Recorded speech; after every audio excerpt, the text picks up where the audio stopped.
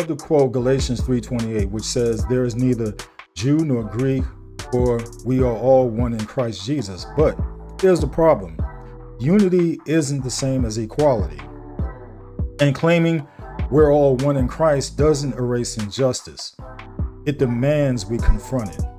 So why is the church still segregated, still unequal, and still silent?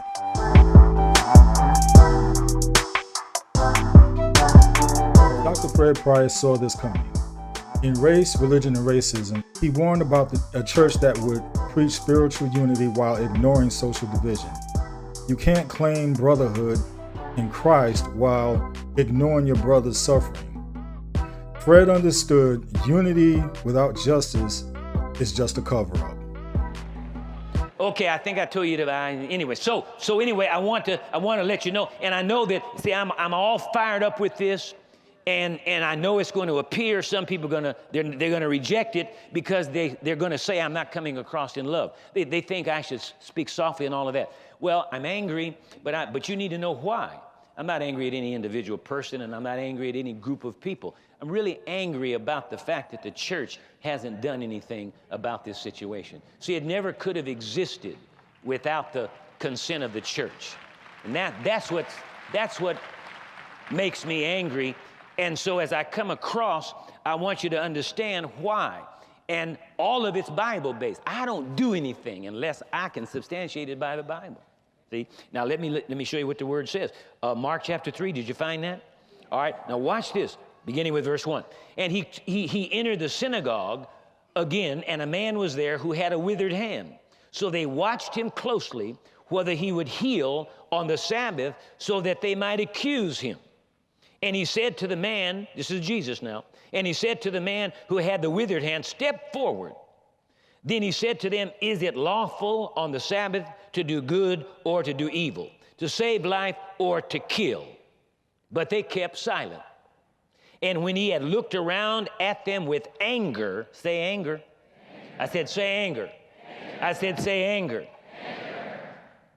And when he had looked around at them with anger, being grieved, say grieved, grieved by the hardness of their hearts, he said to the man, "Stretch out your hand."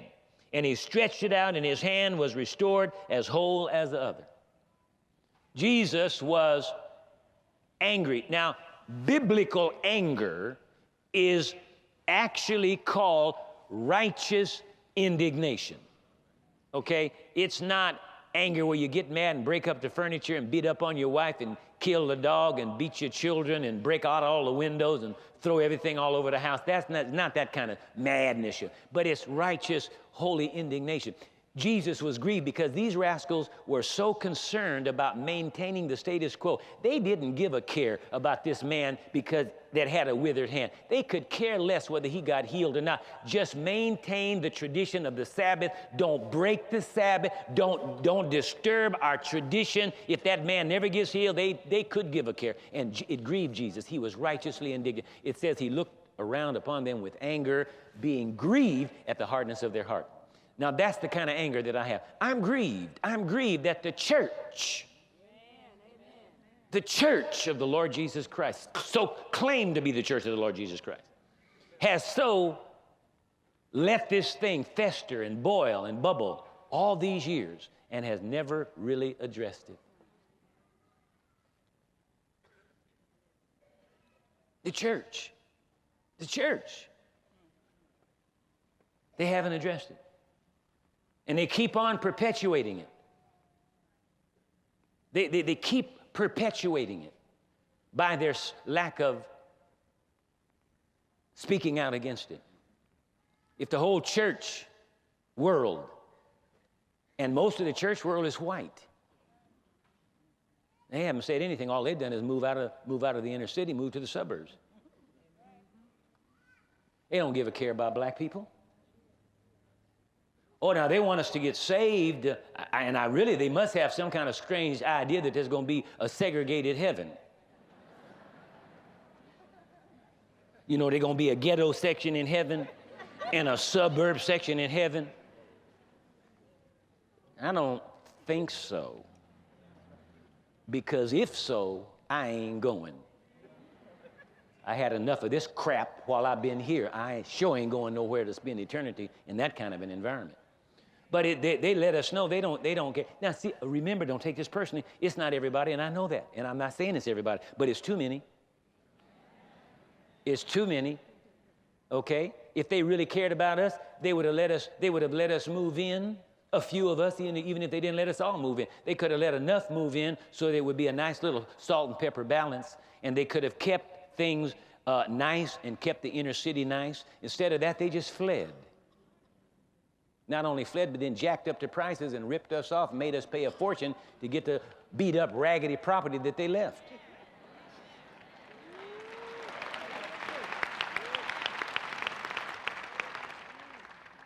Just like this property, we bought this property. My wife and I, we've been married 44 years. When we first got married, you could not rent an apartment in this area, in this geographical area that this church is now on. You could not rent. They would not rent to black folk. From downtown Los Angeles to 103rd Street. You couldn't rent in here.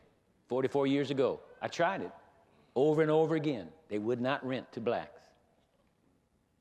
So then when they finally decided that too many blacks were applying and trying to get in here, then they decided to leave, and they left this place a dump. The whole neighborhood, and like this property here, I'm sorry, this property was a dog. In fact, we still got some of the buildings over there now. They look like great big dogs with bad fleas on them. Great big giant fleas. I mean, it was just a wreck. I mean, you know, you fix the thing up and you sell it. But they just left it like it was. Stuck us with all kind of crazy stuff. We built this dome, and we had to have sewage system and all this kind of stuff, and we had to hook up with the city. And see, the city's slick. The city they like God. They gonna get theirs. They gonna get theirs. Somebody's gonna pay.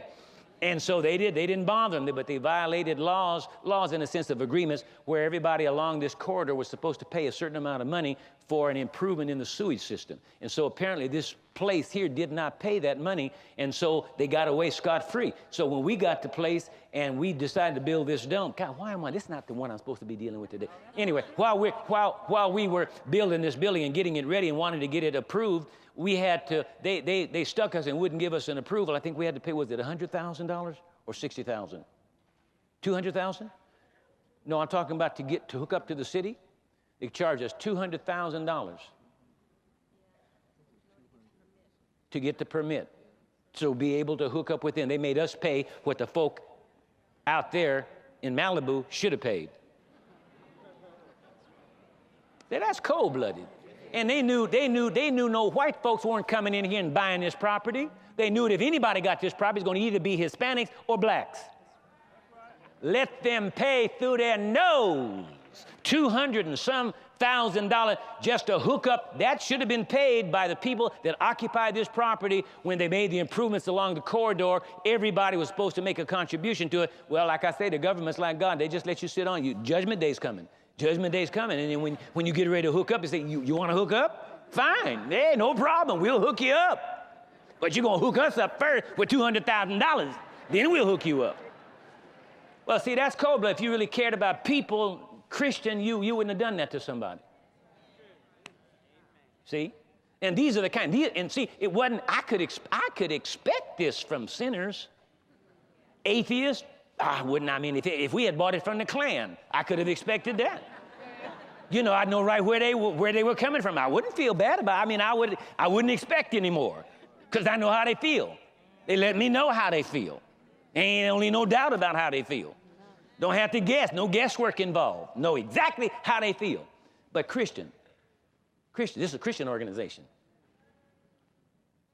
I said it's a Christian organization.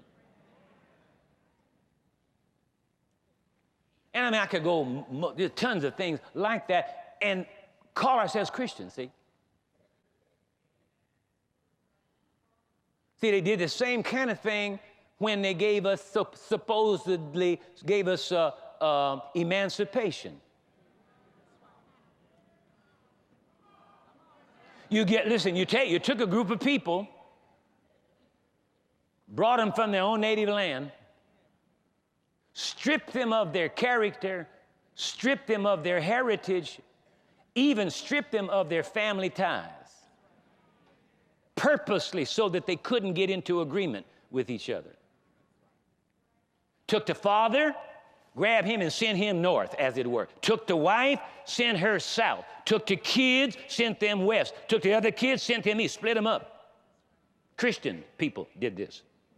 So-called Christian. Claimed to be Christian. Couldn't have been Christian. Couldn't have known God. They could not know God and do that. Then you kept them in bondage and from 1619 to 1865. Worked them till they dropped dead.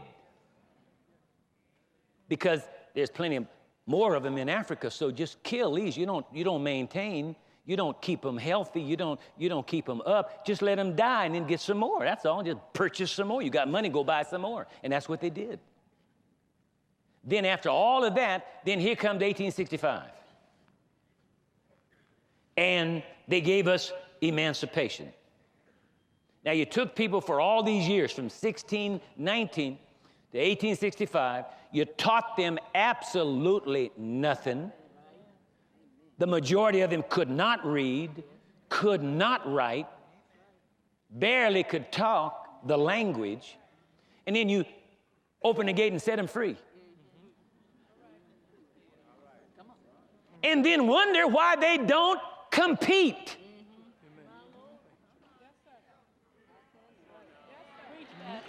Are you hearing me?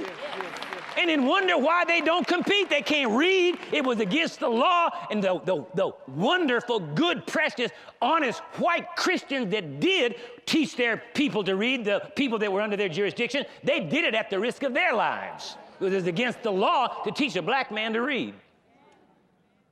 Then you turn them loose and then wonder why they don't compete, why they don't do better. Why they don't act more civilized? How in God's green heaven can they act civilized when they've been treated like animals for all those years, and then you just open the gate instantly and turn them loose and then wonder why they don't act right? And a lot of what's going on today stems directly from that, because it's a thing that's been shifted down through time, and a lot of blacks, they act that way because they don't know any better. They don't know their beginning. They don't know the deception, the purposeful conspiracy to take their lives away from them. Not the physical life, but just take their lives away from them. And so they act out of character. We're acting out of character. We are a people. We'll get into that later. But we are a people with a heritage that is a wonderful heritage. And we've been stripped of it. We've been stripped of it. And so we act out of character. So somebody's got to help us. Let's call it out. Colorblind theology is a lie that protects privilege. It sounds righteous, but it avoids responsibility. It lets people say, I don't see race, while ignoring the racism baked into the system. If you don't see color, then you don't see how black and brown believers are treated differently. In church, in leadership, in theology, and in opportunity. Jesus saw color and he didn't erase it. He restored it. He redeemed it. He used it to confront power.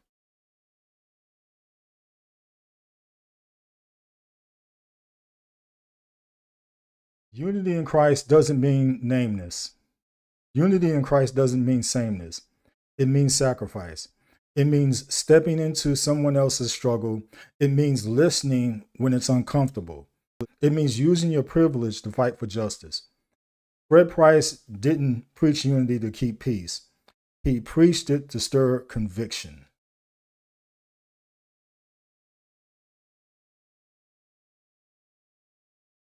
If we're really one in Christ, we should walk together, not worship apart.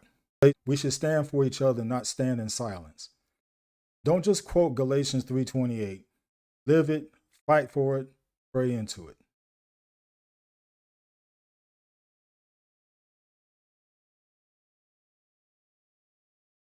Next time on After the Message, we close the series with a personal challenge. What's going to carry the torch now? Or who's going to carry the torch now? Fred started something. You and I are called to finish it. I'm Marvin Fant. This is After the Message. Let's keep the truth alive. And remember, continue to renew your minds. Enough said.